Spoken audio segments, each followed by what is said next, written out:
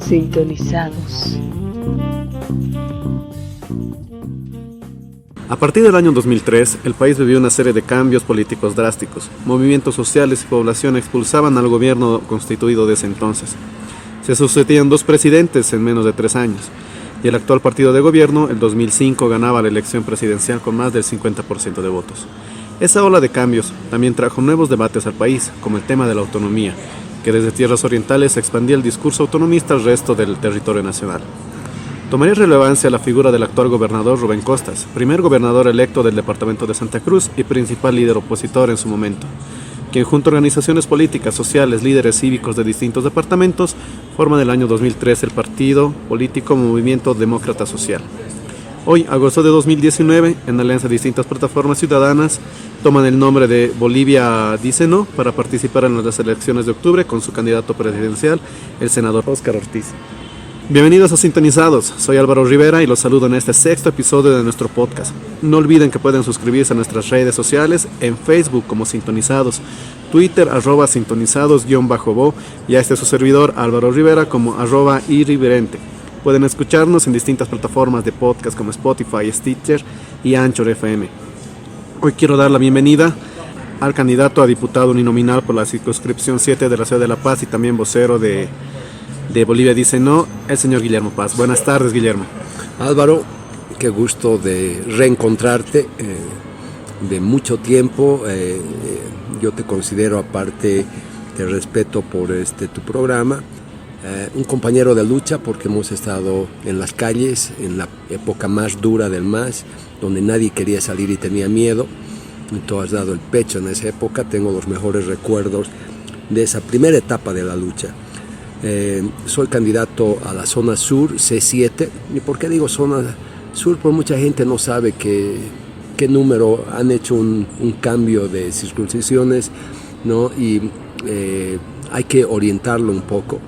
Y eso que no es solo la zona sur, obviamente tiene laderas muy extensas, muy grandes.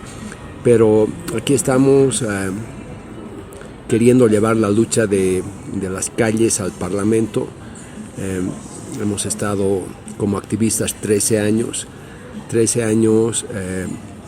peleando por nuestra democracia, muy activo con el 21F, muy activo en la zona sur cuando no teníamos agua, dando la cara al frente, diciéndole incluso al ministro Romero que nos sacaba, que estábamos pagados por el imperio, como siempre nos sacan.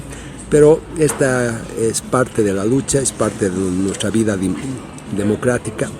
Y obviamente estoy con un frente que nos ha hecho una invitación donde hay varios líderes de distintas plataformas ciudadanas y obviamente están los demócratas, donde hay caras nuevas, mucho joven, mucha gente con experiencia. Y es lo que necesita Bolivia, es un recambio. Yo creo que es el tiempo del recambio. Son 14 años de Evo Morales que se tiene que ir a su casa, porque personalmente para mí es un binomio trucho. No han respetado el 21F y están en una papeleta ilegalmente.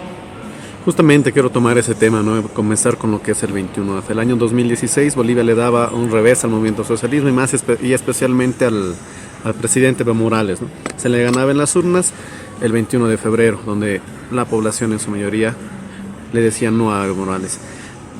Donde si bien los partidos políticos tuvieron su participación, fue más una acción ciudadana, más de la población.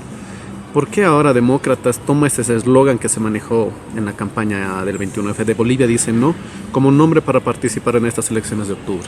A ver, lo que pasa es que hay una agrupación ciudadana que nace en Santa Cruz, que en su momento ellos tomaron la personería de Bolivia Dice No, ¿no? Y creció en base Santa Cruz este grupo ciudadano y se hizo bastante fuerte, muy activo con la pelea del Bolivia Dijo No. Son los primeros que hacen una alianza con demócratas y en su momento estaban en una alianza con Unidad Nacional para hacer realmente este frente donde utilizaban el Bolivia Dice No. Yo personalmente en un momento no estaba de acuerdo con eso porque Bolivia dijo no, está muy en el corazón de la gente que ha salido a pelear por el 21F, ¿no? Ya no podían hacer los cambios y se quedaron con Bolivia dice no. Pero lo bueno de esta fórmula es que vemos realmente a muchos activistas, tanto de La Paz, Cochabamba, Santa Cruz y del interior, que han estado en las calles. Han estado en las calles peleando por el 21F, ¿ya? Y se les está dando un espacio donde se pueda llevar esa lucha de las calles y a seguir peleando por el 21F. También en esa invitación yo he visto que los demócratas sí han estado, no diremos activamente en las calles, pero en el Parlamento haciendo respetar el 21F, ¿no? Siguen en la lucha y esa lucha continúa. No es que simplemente están usando el nombre, simplemente es el nombre que está identificando a esa lucha de la población. Bolivia dice no, como te mencionaba, ha hecho la invitación y lo que ha convencido a muchos activistas de seguir en esta lucha, porque hay varios activistas, yo diría una de las fórmulas que ha acumulado la mayor cantidad de activistas a nivel nacional, es esa lucha y esa oportunidad que nos va a dar de entrar a seguir peleando para que se respete esta democracia que está muy débil y la tenemos que fortalecer. La población en su conjunto, estos últimos años, ha estado pidiendo la unidad de los partidos políticos para lo que son elecciones generales. Sin embargo, tenemos alrededor de 8 partidos opositores en papeleta, ¿no? Aparte de lo que es Comunidad Ciudadana y Bolivia dijo no, está el UCS, está el MNR, está PANBOL, está el Movimiento Tercer Sistema. Bolivia dijo no, ha sostenido paulatinamente que el culpable de que no exista esta unidad es Comunidad Ciudadana de Carlos Mesa. ¿Nos puedes hablar en qué consistía esta unidad política a la que se negaron y que se estaba planteando en su momento? A ver, yo primero te voy a responder como activista, ¿ya? En la primera reunión en enero en Santa Cruz, donde yo fui uno de los que promovió esa mesa, donde estaba el Comité Cívico Pro Santa Cruz, comités cívicos de todo Bolivia, el CONADE y obviamente yo fui como representante de las plataformas ciudadanas y que te digo, qué difícil sentar a las cabezas de las distintas fuerzas de oposición en una mesa. Se logró una reunión donde incluso estaba Samuel Doria Medina, que ya no era candidato, estaba Bolivia dice no, estaba Carlos Mesa y los otros candidatos, Víctor Hugo Cárdenas, estaba el del MNR, el Lema, y las otras fuerzas. El único que no participó fue Paz Zamora, que no estuvo en esa reunión, pero el resto sí estaba. El primer tema que se les puso, la unidad. La mayoría estaba dispuesto, pero si todos entraban a esa unidad. Y una vez en el consenso de la unidad se iba a ver cómo iba a ser esa unidad, que no es fácil, como te digo, cuando hay egos, porque realmente cuando estás a la cabeza de un partido político nacen egos y hay gente con más egos que otros. Al final de la negociación claramente había un grupo, y ahora hay que decirlo con nombre y apellido, que era la gente de Carlos Mesa, que según ellos y la manera que ellos piensan no querían hacer una unidad con políticos del pasado, ¿no? Y se levantaron y no se quedó en ninguna unidad, simplemente que queda en el papel lastimosamente era que ellos se comprometían a hacer control electoral en una unidad total. Se trató de una segunda reunión donde ya era un poco tarde, pero se los llevó otra vez a Santa Cruz y otra vez fue el mismo grupo, Comunidad Ciudadana liderada por Carlos Mesa, que no. Ellos pensaron que como ellos fueron los primeros en salir a esta contienda como oposición y tenían un porcentaje muy alto en las elecciones, que eso les daba para ser presidentes. Ellos estaban seguros que ya estaban en el palacio Y ya en cancha es otra cosa, ¿no? La gente empieza a ver y a mí me preguntan qué pasó, por qué no hay esa unidad, y esa es la realidad. Se ha hablado con ellos, y vemos en sus filas que sí hay gente que tiene pasado político, ¿no? Está Ricardo Paz, Gustavo Aliaga, que ha trabajado con Tuto, después era del ADN, y otra gente de su entorno cercano a Carlos Mesa. La pregunta es, ¿por qué no querían la unidad? No te puedo decir, ¿no? O sea, incluso nosotros como colectivos ciudadanos fuimos a hablar con ellos para incluso hacer una unidad para que la población vea que ellos están abiertos, que reciban a varios activistas, y no han querido directamente hacer esa unidad. Simplemente yo pienso, y mi manera de ver es que sí han usado al colectivo ciudadano en su primera época. Nos han partido, que yo lo dije públicamente porque yo fui en un grupo de los colectivos ciudadanos independientes que no estaba de acuerdo en que nos partan. Para mí la lucha era hasta el 21F y yo cumplí lo que dije el 21F. Hay que pasar la lucha a las calles, al Parlamento, y ver entrar a esta contienda electoral. Muchos grupos y activistas muy reconocidos, que yo tengo mis respetos, por ejemplo un amigo Beto Astorga, entraron a la Comunidad Ciudadana, y varios de distintas partes del país, y yo pienso que los han usado para la foto, y al final han terminado gente que ha creído en ese proyecto sin poder llevar su lucha de las calles al Parlamento, porque los han puesto en posiciones que nunca van a entrar al Parlamento. ¿Para qué decir dónde? Porque, o sea, son amigos que ellos saben lo que han hecho y el tiempo a veces te da la razón. Pero lastimosamente Comunidad Ciudadana ha hecho lo que el gobierno no podía hacer, nos ha partido, y obviamente con la ley de partidos políticos han terminado de enterrar una lucha donde la población estaba unida con el 21F. En lo que es esa unidad política que se buscaba, consistía más o menos en ver qué partido era fuerte por departamento y entonces empezar a proponer lo que son estos candidatos, más o menos lo que se hizo en su momento con Unidad Demócrata, ¿no? Que dos partidos que se unían tenían sus áreas de influencia en las que tenían sus candidatos, que al final logran hacer esa unidad, pero ya en el interior, en el Parlamento, esa unidad se rompe por responder a distintos liderazgos. A ver, yo creo que hay que leer la coyuntura, ¿no? Y Unidad Demócrata no supo leer y tampoco eran mayoría en el Parlamento. Lo que hay que ver en este momento es dos cosas. El gobierno que entre de oposición es un gobierno de transición, porque lastimosamente el movimiento al socialismo nos va a dejar un país destruido, ¿no? Entonces, en esa línea, el gobierno que se tenía que armar en esa unidad era un gobierno dispuesto a esa transición tan dura, ¿no? Y obviamente poner gente de mucha lucha y de mucha experiencia que pueda manejar esa transición. Yo creo que no han entendido el grupo que tenía el mayor porcentaje y las mayores posibilidades de entrar, que el próximo gobierno no va a ser fácil para nadie. Vamos a tener un movimiento al socialismo todavía muy fuerte en las calles, con una bancada bastante alta. Entonces no se puede decir que voy a entrar y voy a tener un gobierno, una taza de leche.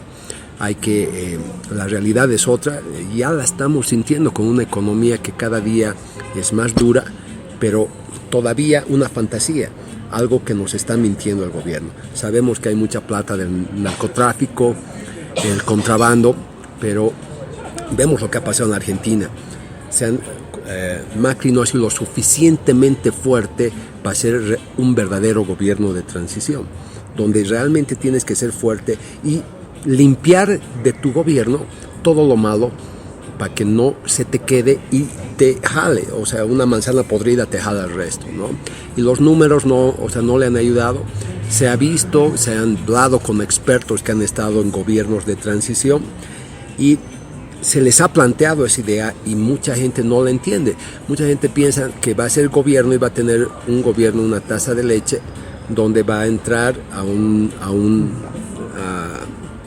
a un gobierno normal, pero lastimosamente vemos que los gobiernos del socialismo del siglo XXI dejan países destruidos, ¿no? Donde realmente tienes que armar equipos que entiendan lo que es un gobierno de transición, donde los cambios van a ser fuertes.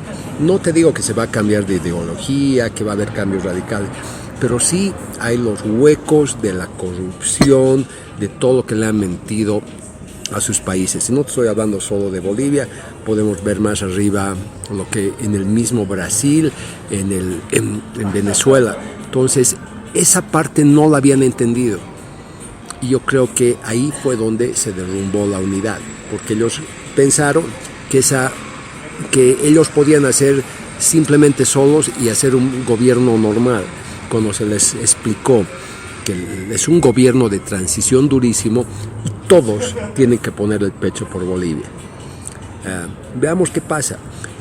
Yo creo que es una elección donde, si no le ganamos en una segunda vuelta al movimiento al socialismo, la gente también nos las va a echar en cara que por qué no se ha podido ganar una elección donde sí se le puede ganar a Evo Morales. Un tema puntual de lo que ha estado pasando en Bolivia, dijo no. Renunció lo que es su candidato vicepresidencial, el senador Rodríguez. Y el día de ayer, 14 de agosto, anuncian su nueva candidatura a la vicepresidencia a la diputada Shirley Franco. ¿Cómo ha movido esto las fibras dentro de lo que es Bolivia? Dijo no. A ver, yo te voy a hablar de mi experiencia, ¿ya? A mí me invitan y sí es una alianza bastante orgánica, porque yo entro, me invitan a que yo compita con otra terna para que yo sea electo el candidato a la C7. O sea, no soy electo al dedo, entro a una precontienda, ¿no? Entonces, en esa misma línea se hace una terna de candidatos, ¿no? Y se va preguntando en todo el país, ¿no? Y se hace como no es una elección porque no ha habido una elección. Como una primaria. Como una preprimaria donde se ven los pros y los contras de cada candidato, ¿no? En esta línea, obviamente no solo La Paz, yo como La Paz y Bolivia dice no en La Paz, estábamos apoyando a Rafael Quispe, por ejemplo, ¿no? Era nuestro candidato. Pero La Paz no es Bolivia, ¿no? O sea, son 9 departamentos. Y obviamente se ha visto en este caso que Shirley es una mujer joven de 32 años con experiencia parlamentaria, que eso es importante, ¿no? No es una persona que por decir es joven y es mi candidata, como han visto en algunos casos, gente que no tiene idea de política. He hecho un seguimiento a sus intervenciones en el Parlamento, que son bastante buenas. Ha estado en las calles peleando por el 21F en Cochabamba, viene de un colectivo ciudadano. Entonces, yo creo que es una excelente ficha y obviamente muestra lo que no es solo palabras, ¿no?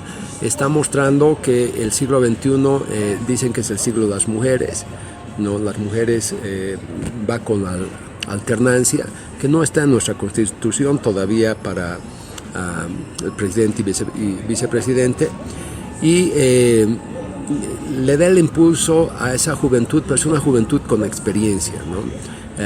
Entonces, ese es el consenso que se ha tenido, y obviamente, como tú decías, nos sorprendió la renuncia del senador Rodríguez, que ya no hay que tocar ese tema porque es una historia negra que no debería pasar en Bolivia y sigue pasando, ¿no? Y yo creo que la gente juzgará a esas personas que hacen ese tipo de acciones que no queremos que la nueva gente, la nueva generación que quiere entrar en política, vea que todavía se sigue manejando cosas negras y cosas sucias en la política. Pero nosotros hemos volteado la hoja y a partir de hoy día es otra cara, otra batalla y a seguir adelante. Hablemos un poco de lo que es su programa de gobierno. El cuarto compromiso que ustedes proponen en su programa de gobierno habla de federalizar las autonomías. ¿Nos puedes más hablar de este punto? ¿Nos puedes profundizar a este punto para que lo conozcamos más? A ver, lo que hemos visto es que este gobierno, en vez de impulsar las autonomías, han dado un paso atrás, ¿no? Ha habido una guerra por autonomías, una batalla que se la había ganado. Ha entrado el movimiento al socialismo y ha frenado el avance de las autonomías. Las autonomías, entre comillas, son de nombre, ¿no? En La Paz vemos que no ha funcionado para nada, y en el Oriente, que habían tenido una pelea tan ardua donde han ganado la autonomía, tampoco han tenido los avances que se deberían tener para una autonomía. Vemos que simplemente usar la bandera de la autonomía no es suficiente, pero tiene que ser, entre comillas, estamos hablando de federalizar las autonomías, que todavía no existe en nuestra Constitución. Obviamente hay que llamar, hay que hacer una enmienda a esa Constitución para que entre el término, ¿no? Porque solo entra el término de autonomía, pero es una profundización de las autonomías, donde realmente hay que descentralizar el gobierno, porque está muy centralizado. Hay que descentralizar la justicia, hay que descentralizar la salud, ¿ya? Y obviamente incluso la policía. Todo lo que está centralizado no está funcionando. En el tema de la policía, tenemos que trabajar más con una policía regionalizada. No quiere decir que vamos a partir, por ejemplo, la policía. Va a tener un comando, pero se tiene que trabajar con policías que trabajen con las alcaldías, que no solo sirvan para ponerte grampas, ¿no? Que sea una policía que trabaje con una policía, con la policía del gobierno. Nosotros vemos que esa descentralización va a ayudar a que las regiones manejen más recursos. El pacto fiscal nunca se ha llegado a profundizar. El pacto fiscal tiene que ser más ecuánime para los 9 departamentos, sentarse a trabajar para que llegue a todos, porque eso va a darle muchísimo más dinero a las gobernaciones para que puedan hacer cosas. Vemos aquí en la gobernación de La Paz, los fondos que maneja son menos que una alcaldía, no puede hacer nada el gobernador, ¿no? O sea, es una pena en la sede de gobierno que la manera que se maneja, porque realmente no se ha profundizado las autonomías. Entonces es un trabajo arduo. No te digo que en estos próximos 4 años se lo puede lograr, pero se tiene que trabajar arduamente, y obviamente vamos a ver un progreso en las regiones manejando este tipo de autonomías. En ese punto, entonces, ¿están ustedes también proponiendo lo que es un nuevo pacto fiscal con este tema de federalizar las autonomías? Hay que tocar el pacto fiscal, obviamente, porque no ha funcionado este pacto fiscal. Hay que sentarse las nuevas gobernaciones, hay que replantearlo, y ese pacto fiscal tiene que trabajar tanto como Patarija, que entre comillas lastimosamente ha ido perdiendo cada vez más plata. ¿Por qué? Porque nunca terminaban de hacer los proyectos, y tú sabes que si tú no llegas al 100%, te cortan ese chance, y cada vez van reduciendo, y ahora no tienen un peso y no pueden hacer nada. Sí, hay que sentarse, hay que volver a negociar, y obviamente con esa mentalidad de que el gobierno central no puede manejar todo. Vemos un exceso de manejo del gobierno central, donde era lo que no queríamos. Yo he salido a favor de las autonomías. A un comienzo no las entendía bien, ¿no? Y cuando tú entiendes que la lucha es para que cada región crezca y el gobierno central maneje, pero no como maneja ahora. Ahora vemos un gobierno que todo lo quiere manejar centralizado. Entre comillas dice si hay autonomías, pero pregunta cuánta plata recibe. En el caso, como te digo, de la gobernación de La Paz, el pobre gobernador, me imagino que debe hacer maravillas para sacar con el presupuesto que tiene. Hay que volverse a sentar, hay que volver a trabajar en un nuevo pacto fiscal. Un segundo tema sobre este mismo punto. Hablabas de hacer alguna modificación a la Constitución para poder llegar a esto. ¿Es necesario hacerlo? No es solamente profundizar lo que es la autonomía como tal? En un comienzo es profundizarlo, pero para hablar de federalización, ese tema no está en nuestra Constitución. Obviamente es una propuesta que primero hay que profundizar las autonomías. Y no es de que se va a federalizar el país, porque no está preparado Bolivia para ser un país federal. Pero si vas a usar ese término y lo vas a usar, hay que de repente hacer modificar la Constitución, no te digo hacer una constituyente, de repente una enmienda, donde se pueda manejar el término de federalizar.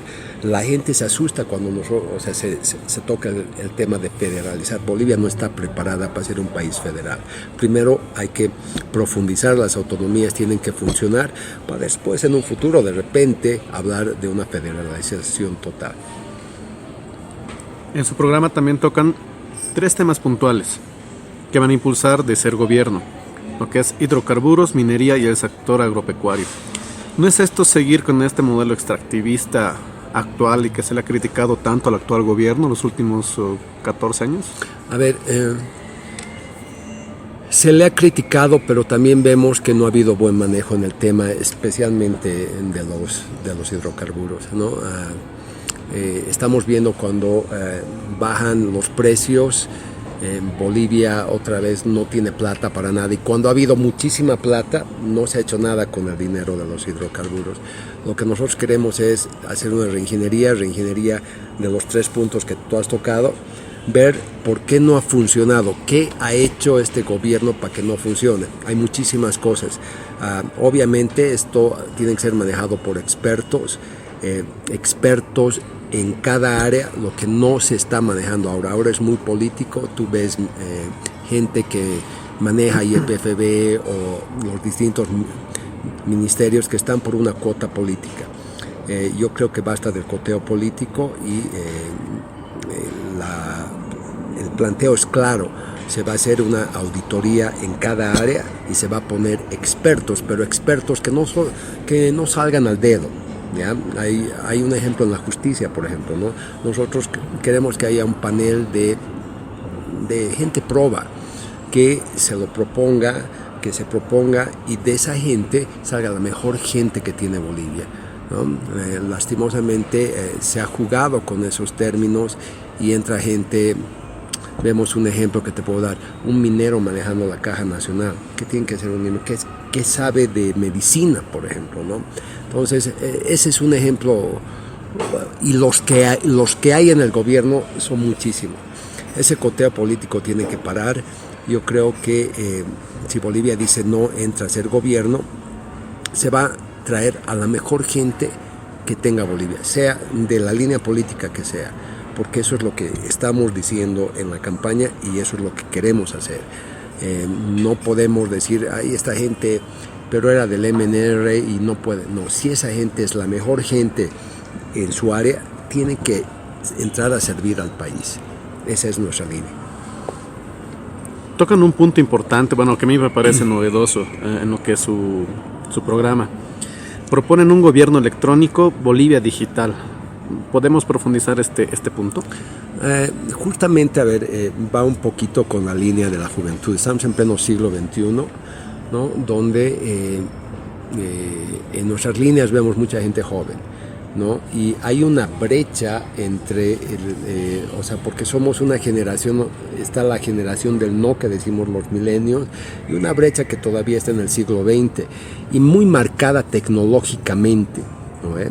Entonces, si nosotros queremos dar ese paso y ser un país del siglo XXI, no podemos decir que estamos en una Bolivia del siglo XXI donde todavía manejamos un gobierno del siglo XX.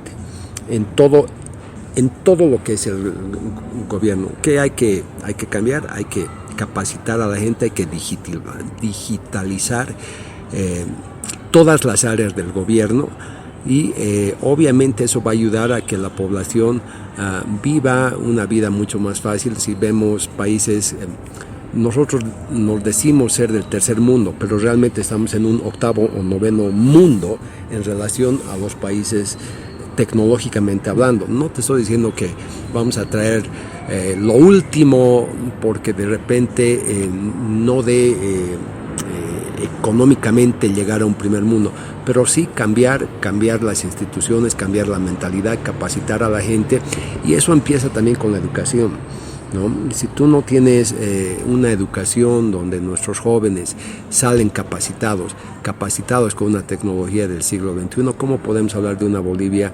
encarando digitalizada y con una mentalidad del siglo XXI?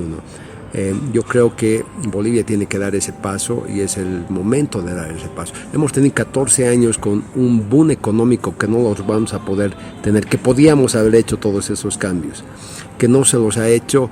Tenemos gente que se nos va del país, que son profesionales y son lumbreras fuera de Bolivia porque les dan la oportunidad de que puedan hacer lo que no pueden hacer en Bolivia. Todo eso hay que cambiarlo. La gente tiene que sacarse ese chip que el cambio ha sido bueno. En su momento hay cosas que posiblemente han sido buenas con el cambio que la gente esperaba, pero nosotros tenemos que profundizar un cambio de mentalidad, un cambio de chip, donde la gente quiere ser independiente, quiere ganarse su plata, quiere quedarse en Bolivia. El joven mira porque eso te da la tecnología, que tú mires a jóvenes empresarios de afuera, emprendedores que quieren ser millonarios. Cuando tú hablas con gente del Alto, jóvenes del Alto, ellos te dicen, no, yo puedo hacerlo solo. Quieren hacer empresa, quieren crecer con una Bolivia y quedarse en Bolivia y dar trabajo a otra gente. Eso es lo que nosotros proponemos. Proponemos que haya trabajo, que la gente no se vaya a manejar taxis afuera porque aquí no ha conseguido, que la gente salga con otra mentalidad, no la mentalidad de estirar la mano y decir, ¿sabe qué? El gobierno me va a dar para todo. No te estoy diciendo que vamos a cortar los bonos, pero hay que repensarlos. Yo creo que los bonos que son buenos sí se tienen que quedar, pero hay otros bonos que simplemente son para elecciones y eso le hace daño a Bolivia porque tú o la persona que se gana la plata saliendo todos los días a trabajar está pagando para gente que no quiere trabajar. Quiero ahondar un poquito en esto de lo que es gobierno electrónico. ¿Qué aspectos puntuales van a tocar? En lo que es el cambio, en lo que es Bolivia digital, en lo que es gobierno electrónico. ¿Hay algunos puntos sensibles que los vayan a tocar? No te podría responder específicamente. Yo te soy sincero, no he hecho un estudio cuán avanzada digitalmente está Bolivia, ¿no? Y en los distintos áreas, ¿ya? ¿No? Pero yo me imagino y mi respuesta te la voy a dar muy personal, no está en nuestro programa. Digitalmente hay que tocar cada área y ver dónde estamos y qué cambios necesita Bolivia para ser una Bolivia digital del siglo XXI, ¿no? Hay que analizar punto por punto y obviamente tienes que bajar desde lo más alto hasta lo más bajo. Vamos al campo y hay una Bolivia que vive pues en el siglo XIX, ¿no? Y esos jóvenes, esos niños, hay que traerlos al siglo XXI.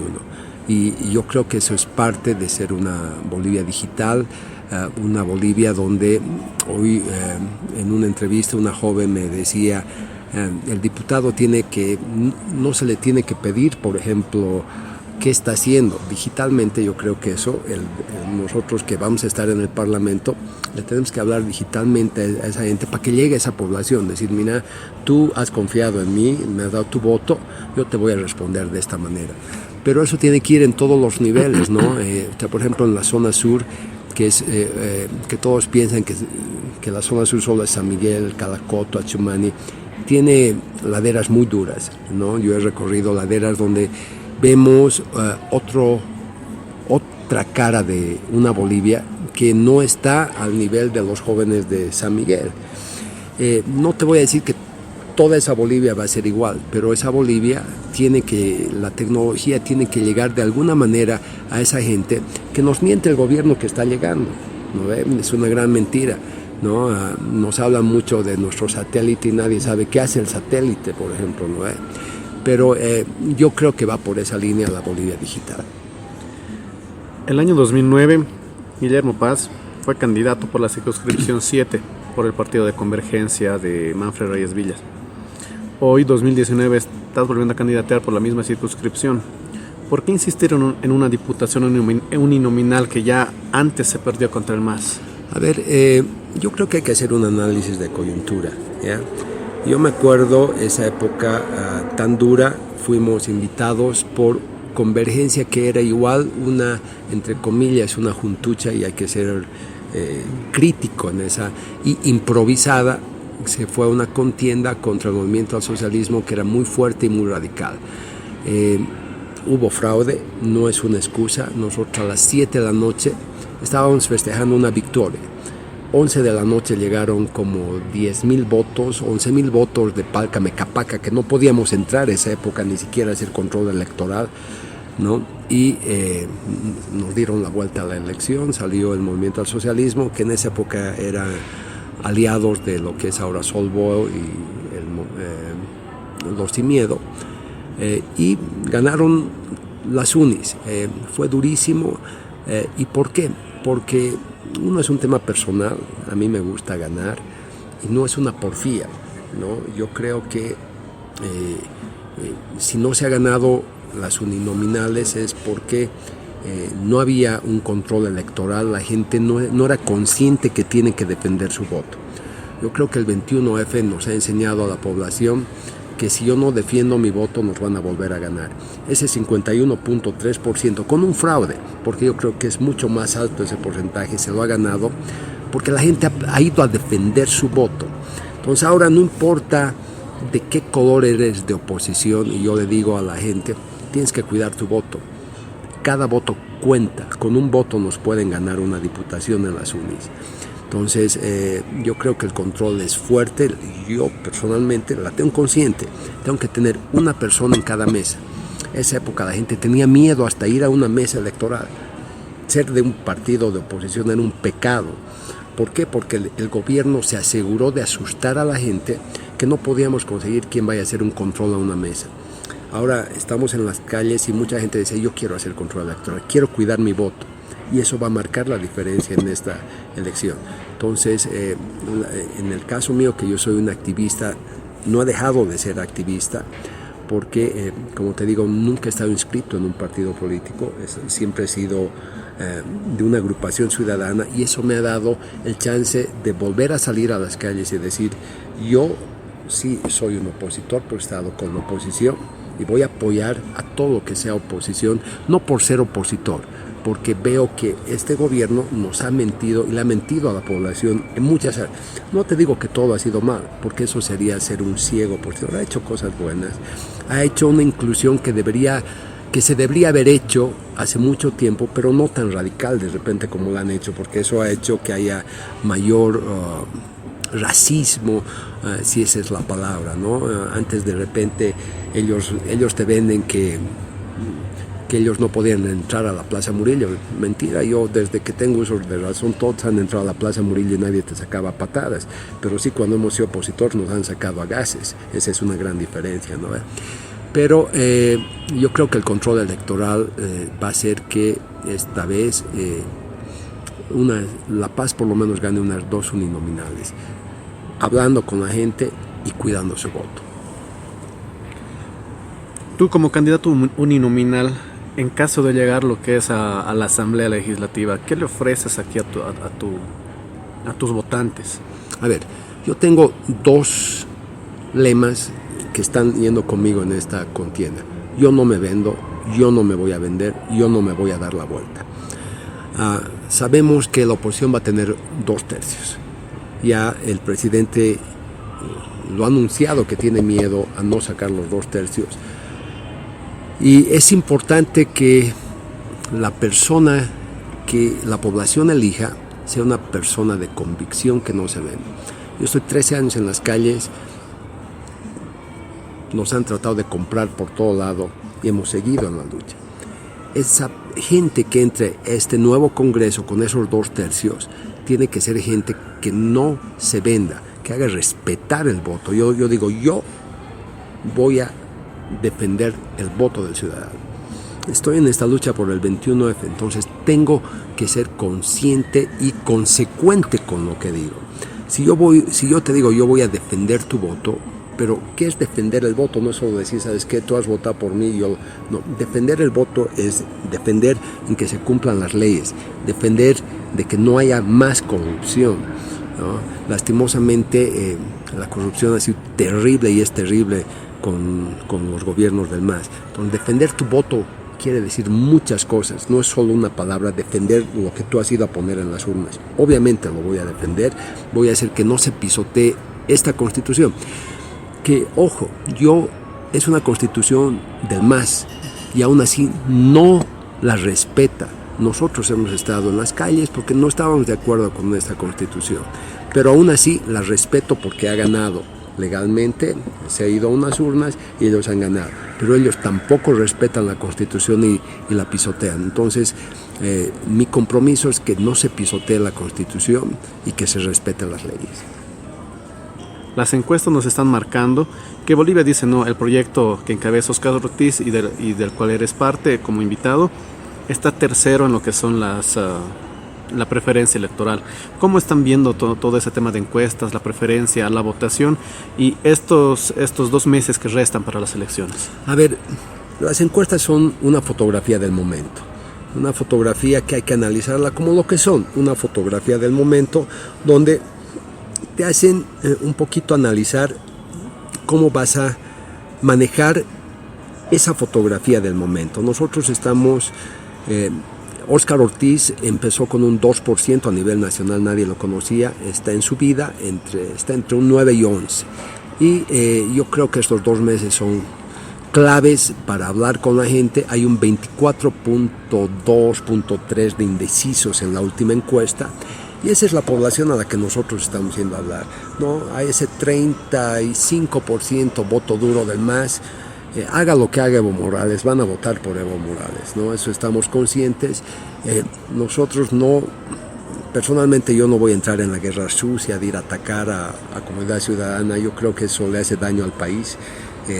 Y yo lo digo en todas las entrevistas que estoy en la zona sur, yo no voy a hacer guerra sucia, voy a hacer una campaña limpia también sin pintar paredes, ¿no? Ya se lo he dicho a Patsy que es una vergüenza que él vaya a pintar las paredes de la zona sur, pero yo creo que es quien va a mejorar sus posibilidades de ganar tanto en las uninominales como en la nacional, es quien haga mejor campaña en calle. Yo tengo un amigo, el Negro Arias, que escribió y lo dijo muy claro: para ganar una elección hay que gastar zapatos, hay que hablar con la gente quiere darte la mano, quiere escuchar tus propuestas. Obviamente no es solo eso, para la juventud hay que estar en las redes, pero que te escuchen, que te vean que tú eres real, no es simplemente leer una propuesta que te la ha hecho alguien y la vas a repetir como loro. Él quiere verte de la cara, quiere ver tus expresiones, quiere ver si eres sincero, quiere verte a los ojos, porque mucho dice del candidato esa conexión que tenga con la gente. ¿Cómo les está yendo en campaña con estos nuevos cambios que ha habido? Más que todo, bueno, no lo podemos medir en este momento con la nueva candidata presidencial, Shirley Franco, pero ¿cómo ven ustedes la recta final que les queda, ¿no? ¿Están expectantes? ¿Están viendo en su vida? Porque también hemos visto que han estado recibiendo como un espaldarazo del propio gobierno, ¿no? Ha salido tanto García Linera como el ministro de Comunicación, Manuel Canelas, a hablar de que Óscar Ortiz está subiendo en la preferencia electoral. A ver, yo creo que no hay que creerle al gobierno. Entonces no están subiendo. No es que no estamos subiendo, lo que pasa que tienen un cinismo que realmente ven tus números y te van a decir qué bien que estás, ¿no? Y lo van a ver al otro y le van a dar sus flores. Justamente ellos están queriendo mostrar a la población, en el caso de nosotros, en el caso mío, que yo he sido opositor 13 años y que me digan, mira, estás de aliado al MAS, me duele y me molesta porque es una guerra sucia preparada para eso. Y obviamente muchos políticos han entrado en ese juego y